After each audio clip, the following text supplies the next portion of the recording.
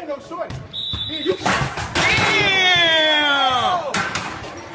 Damn! Hey, what's up, y'all? My name is Millennial Smark, and I'm bringing you the slop, the whole slop, and nothing but the slop. Now, to be fair, I did have an original recording for this on Saturday, after the initial attack from Israel on Iran. And obviously, people speculating originally what WWE was going to do going to Saudi Arabia next Saturday for Night of Champions was on the top of a wrestling fan's mind, because directly afterwards, with the bombs being dropped and killing most of the scientists and developers and people overseeing the nuclear weapons being developed over in Iran, a lot of people were speculating because Iran essentially said, for lack of a better term, if we see an American, it's on site. And you're probably asking yourselves, if you don't care too much for geopolitics, why did they say that? And that's because Israel dropping bombs and missiles on Iran was pretty much given the go-ahead by Donald Trump. And obviously, with Saudi Arabia and the relations currently with the United States, obviously with what seems to be looking likely to be the promotion of the Abraham Accords, and obviously with all the stuff surrounding Saudi Arabia and, you know, Israel probably finally being on friendly connections. Well, they're already essentially on friendly connections, but now formally working together, and, you know, the United States being the peace broker for all of this.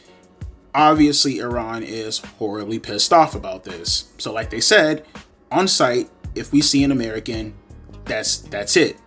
Which obviously had a bunch of wrestling fans worried, and the media worried, because WWE is going to Saudi Arabia, and Iran, who's just right there next door, they want to kill, you know, WWE, or not WWE, but Americans, and WWE superstars are Americans formally.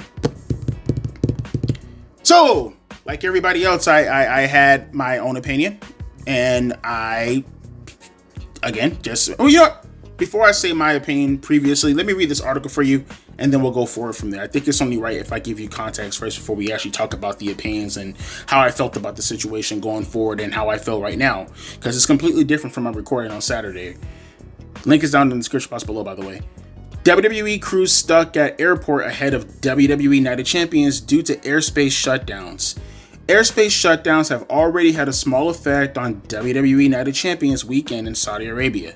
The United States recently carried out what is being called a successful attack against 3 of Iran's nuclear facilities. In response, missiles were fired at a U.S. airbase in Qatar, which borders Saudi Arabia. Iran's actions have resulted in Qatar and the United Arab Emirates, easy for me to say, or the UAE, let's just say that for short, closing their respective airspaces. This could also have a potential effect on WWE's events this weekend, or this week in general. In fact, it has already resulted in several WWE production employees being stranded at the airport. SmackDown and Night of Champions are both set to take place this weekend in Riyadh, Saudi Arabia. According to Brian Alvarez, many WWE production employees who flew in early for this Saturday's Night of Champions in Saudi Arabia are now stuck at the Qatar airport. In addition, WrestleVotes claims a source who is scheduled to be part of Night of Champions said they hope WWE considers rescheduling the event. WWE is advertising a SmackDown taping in Riyadh, Saudi Arabia on Friday. Night of Champions is still scheduled to take place on Saturday.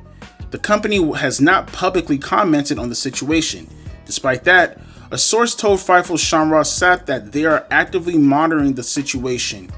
WWE talent is expected to leave on... Wait, what? I just got a notification. Dominic Mysterio injured.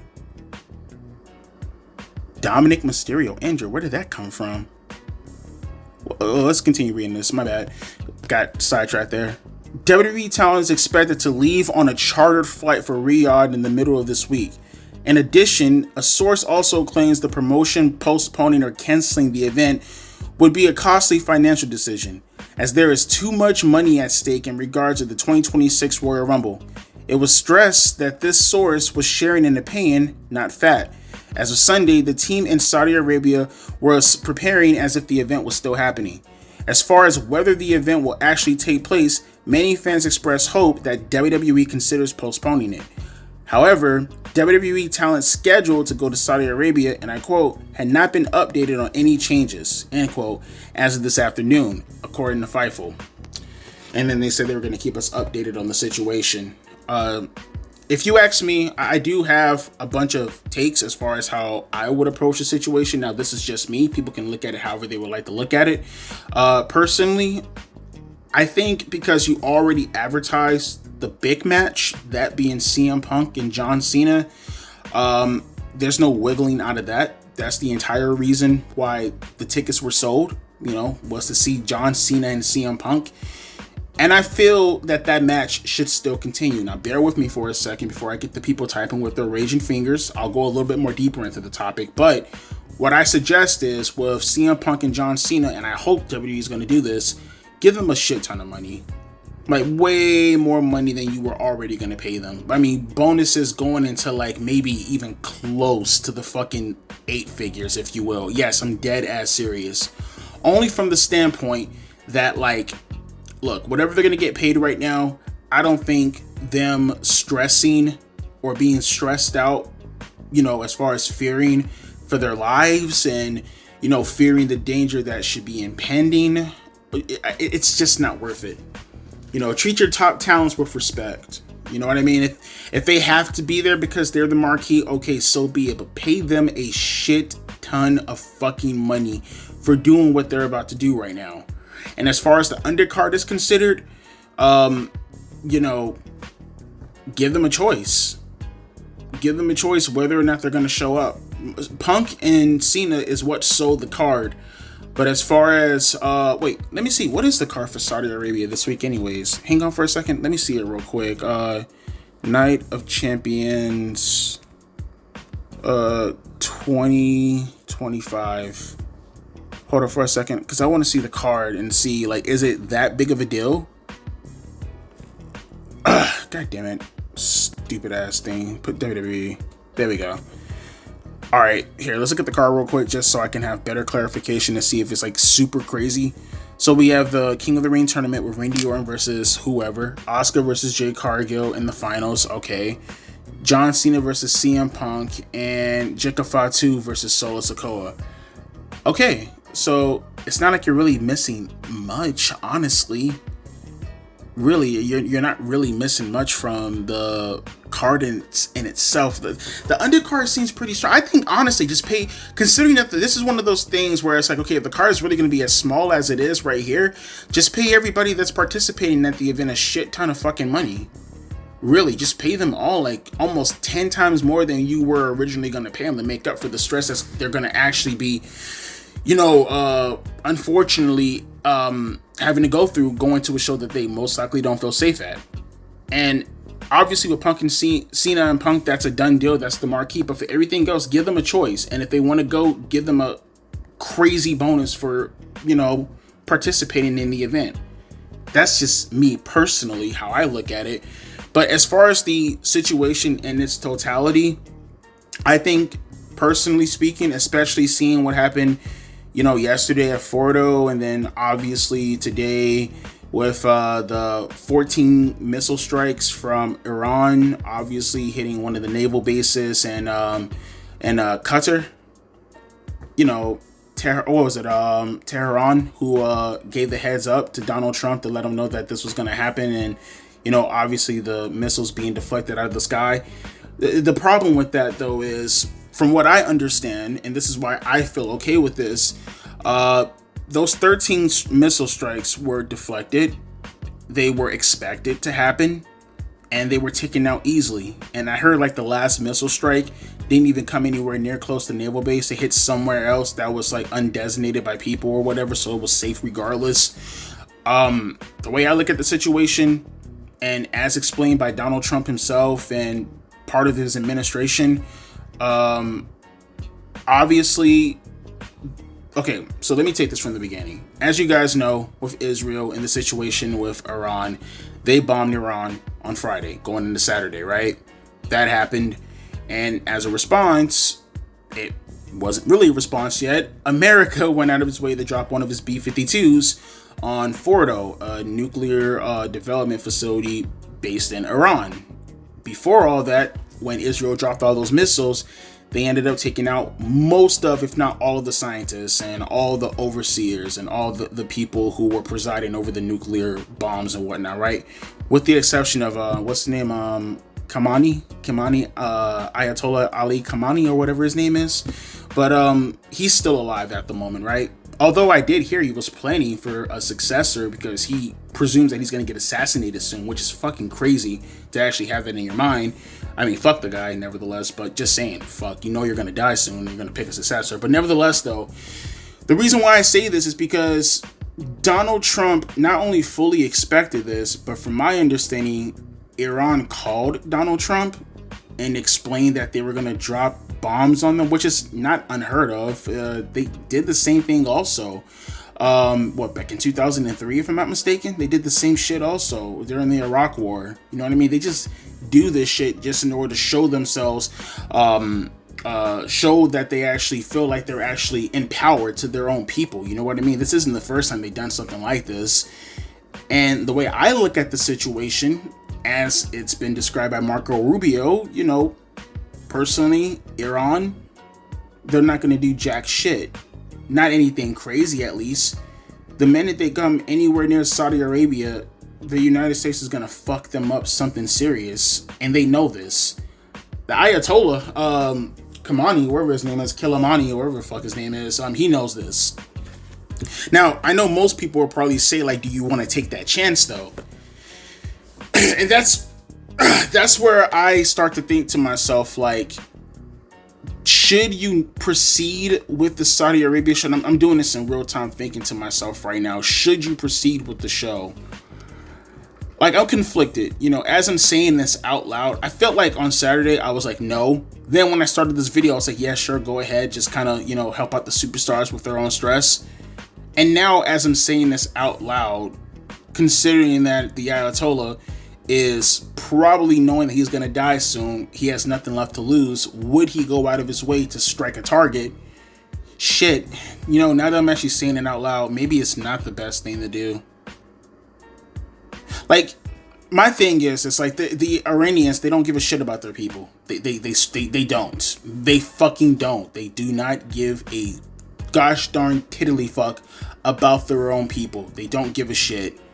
So it's like, as far as anything happening to their people, they don't care. They look at this shit as if they're martyrs in the end of the day. You know what I mean? And with the Ayatollah knowing that he's gonna die soon, if not by the Americans, which they won't do anything as long as he doesn't, you know, touch any actual Americans on the ground, he'll probably get taken out by his own people. Because, like, the Iranian regime right now is so fucking weak that I can see the people actually overthrowing that government right now. Yeah, you can, like, dead ass, you can actually see that regime actually getting overthrown right now. Because really, there's nobody left. There's none. Like, their nuclear development, it's gone. It's absolutely fucking gone. And I know most of the people who are strictly under Sharia law right now at the moment, they're not fucking with any of the shit that's currently going on in Iran right now. You know what I mean? All the stuff that's been going on with Hezbollah and Hamas and all them boys, obviously, you know, the Cretans of the world for most, if not all of the region, you know, yeah, I can see them actually being overthrown by their own government, considering how weak they are right now at the moment. There's nothing holding their people back from doing it. Would the Ayatollah actually go out of his way to legitimately, you know, skibbity himself? I don't know, actually. I don't know. Maybe that would be the proper... Only because WWE is such a big brand in the world right now, you would think the Ayatollah, considering that he knows he's going to die soon, he's going to want to go out with a bang. Shit, maybe it's not a good idea still for WWE not to go there. Yeah, I'm going to actually recant all my statements. Yeah, I'm like going back and forth as to whether or not this is a good idea. Like, I understand WWE's reasoning. I understand what they believe to probably occur going into the event and what's on the line and what's at stake at the moment. But man, it's just way too hostile right now, right? It's way too hostile to want to take that chance. Yeah, I might go back to my original thinking, because I truly think that the Ayatollah has nothing left to lose. And I feel like they only left him in place anyways just to negotiate, right? But as soon as he gets out of line, they're just going to kill him. But then at the same time, you know, they've been at this for like, what, nearly 50 years now? Right? It's been like since the 1970s, since the Iranian regime became what it is right now. And they spent like damn near $1 trillion getting all this shit set up as far as the nuclear. I mean, they had setbacks obviously here and there, but for the most part, it's been pretty consistent as far as developing nukes. And to know that all of it's gone and there's no legitimate retaliation, I mean, his people are going to kill him. They're going to turn on him. I'm calling it now. They're going to turn on him. So he's fucked either way. What would legitimately hold him back from not wanting to strike something as big as the WWE in Saudi Arabia? And on top of that, striking Saudi Arabia, who is going to get in bed with Israel with the Abraham Accords.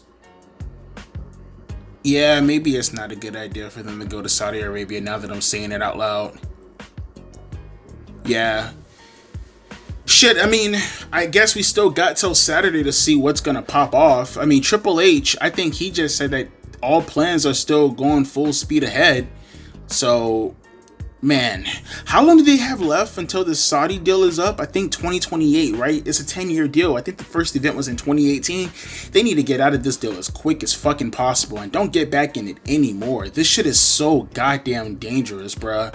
And I understand that Saudi Arabia, they're only doing it just to rebuild their image. You know, they want to be seen more as a Western ally. They want to be seen more as a democracy. Hence why, you know, most of, you know, the Sunni Muslims absolutely fucking hate them. You know, the actual religious extremists, for the most part, despise them because, well, yeah, they seem more democratic than them.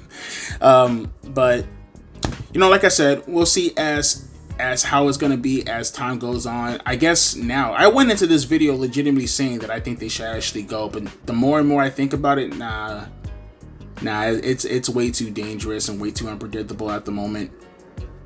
But like I said, we'll wait and see as to how everything's going to play. Now you see why I didn't put this video out originally on Saturday. Now we know what WWE is going to do going forward. Now we know the situation at hand, so I feel more comfortable talking about the situation. But now you see why I didn't put it out originally on Saturday, because I was kind of gish-galloping, you know, the same way how I'm doing right now as far as going back and forth and saying whether or not they should go or they shouldn't go. I mean, on Saturday I said they shouldn't go, and I, said no, they should go, and then said they shouldn't go, and now here I am right now, it's doing the exact same thing. What do you guys think? Should they still go to Saudi Arabia? Do you guys think it's safe to go there right about now with everything that's going on? Do you think that Kamani or whatever his fucking name, Kamehameha, you think he's going to actually do anything if they actually end up going to Saudi Arabia, knowing that essentially he's on his deathbed right now? Because no matter what happens, either his own people end up overthrowing him and killing him, or if he actually, stands tall and, relies on his pride on behalf of his people, well, then the United States or Israel ends up killing him. What do you guys think should happen? Should they go to Saudi Arabia right now, or should they postpone this and just do it at a different date in a different location?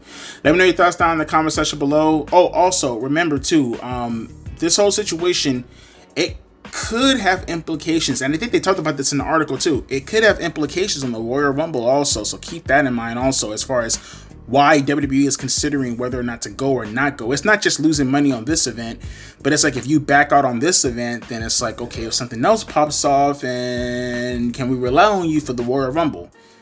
So keep that in mind also, but we'll see how it goes, man. We'll see how it goes. As always, oh, damn. And as I'm saying this, I forgot about the ceasefire from Donald Trump. He did call for a ceasefire. But at the same time, though, again, do you really trust that right about now with the Ayatollah still roaming around? I don't know. Let me know your thoughts down in the comment section below. I'm officially done now. Way too much politics put into this whole video. Way too much politics. Let me know your thoughts down in the comment section below. As always, my name is Devontae, aka Millennial Smart, and I'll be catching you guys later. Adieu, sis, and a P. Ice. Holy fuck, that was exhausting.